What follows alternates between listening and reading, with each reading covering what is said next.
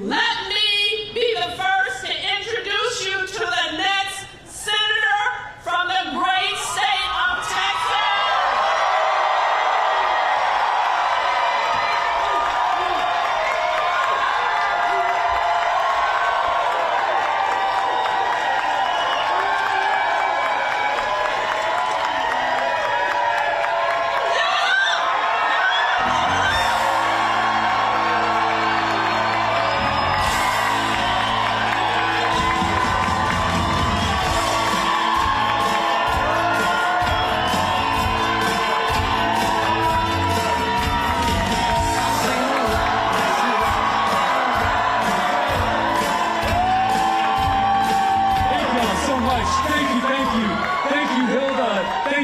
For being here. One thing is clear today. We're about to take back Texas. To the billionaires who have taken over our state and taken over our country, your unchecked power is coming to an end. Your days dividing working people are numbered. To the people of Texas, no matter how you voted in the primary, this election is our chance to take power back for ourselves and our communities. We're done being divided. We're done being played. We're done being pitted against each other. That old politics is dying, and a new politics is being born through all of us. I want to start off by thanking Congresswoman Crockett. She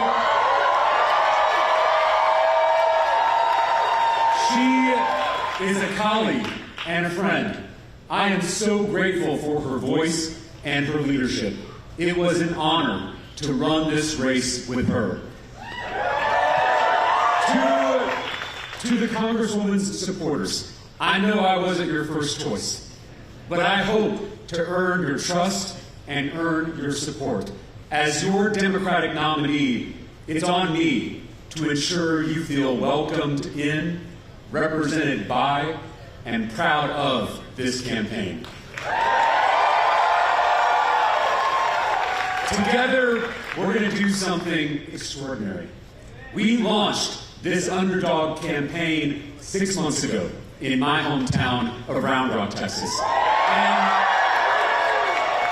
And since then, tens of thousands of Texans have shown up to rally with us in every corner of this state, from Beaumont to El Paso, from Amarillo to Brownsville, and everywhere in between.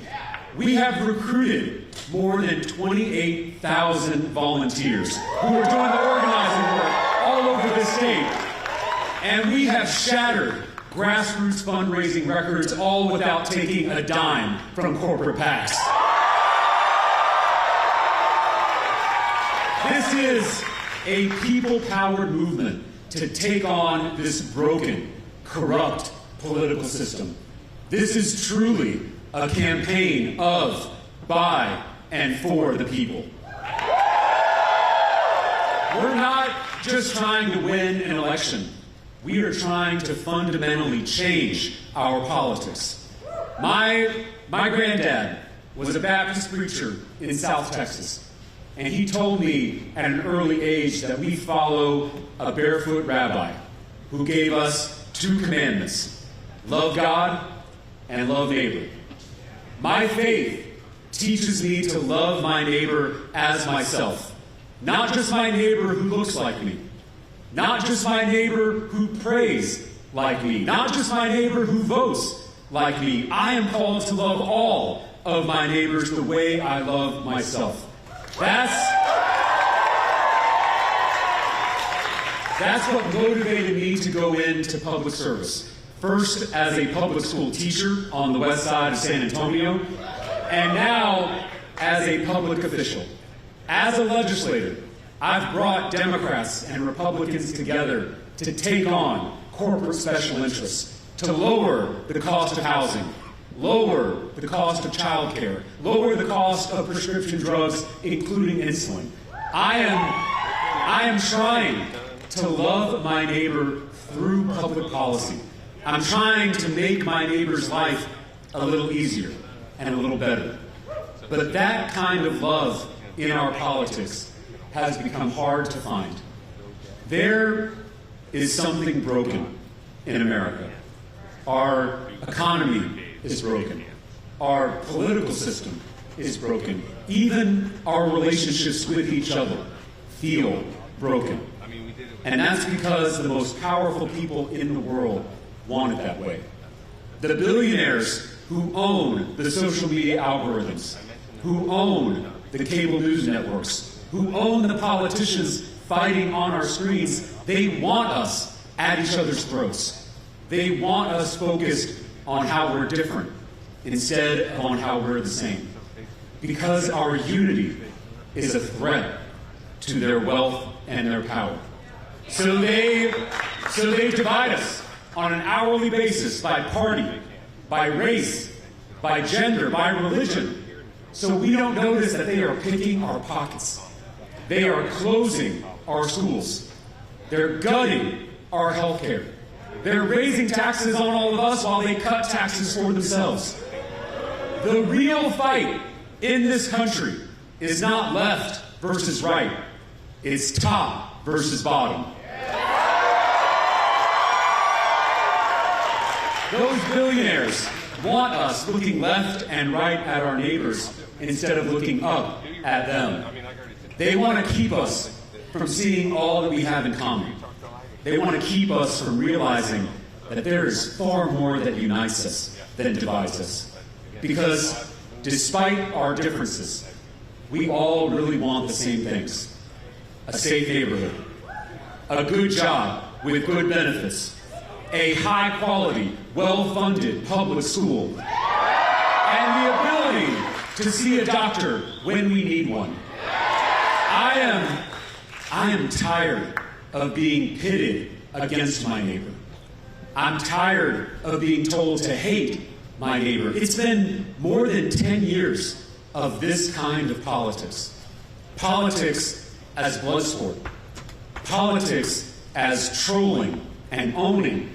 Politics as total war. It tears families apart.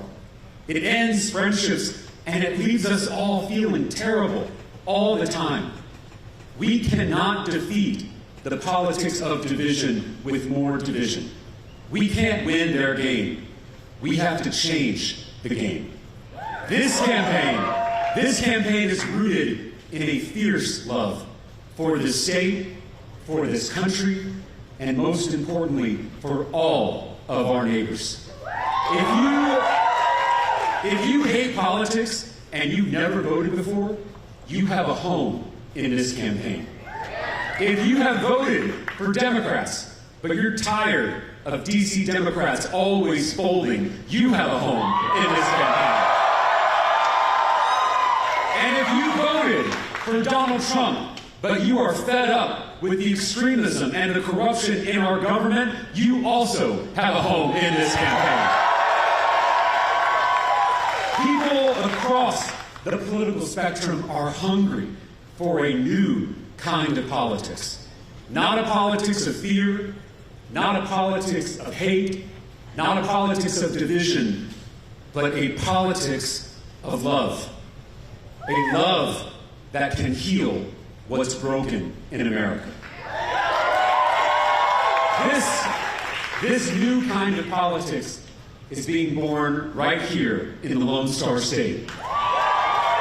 The number of young people who showed up to vote in this election is unprecedented.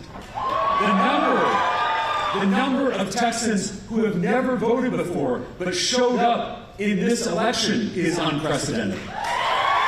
The number of independents and Republicans who voted in this Democratic primary is unprecedented. There is something happening in Texas. The people of this state have given this country a little bit of hope. And a little bit of hope is a dangerous thing. It doesn't matter what happens in this Republican runoff. We already know who we're running against. the billionaire megadonors and their corrupt political system. Not any one politician, not any one political party. We are running against the broken system and the powerful people who broke it. They're scared of the movement we are building. They're going to throw everything they have at us. They're going to call me a radical leftist. They're going to call me a fake Christian. They'll call our movement un-Texan, un-American. They'll call us a threat. The only truth is, we are a threat. We're a threat to their corrupt system. 2,000 years ago, when the powerful few at the top hurt those at the bottom, that barefoot rabbi didn't stay in his room and pray. He walked into the seat of power and flipped over the tables of injustice. To those who love this state, to those who love this country, to those who love our neighbors, it's time to start flipping tables.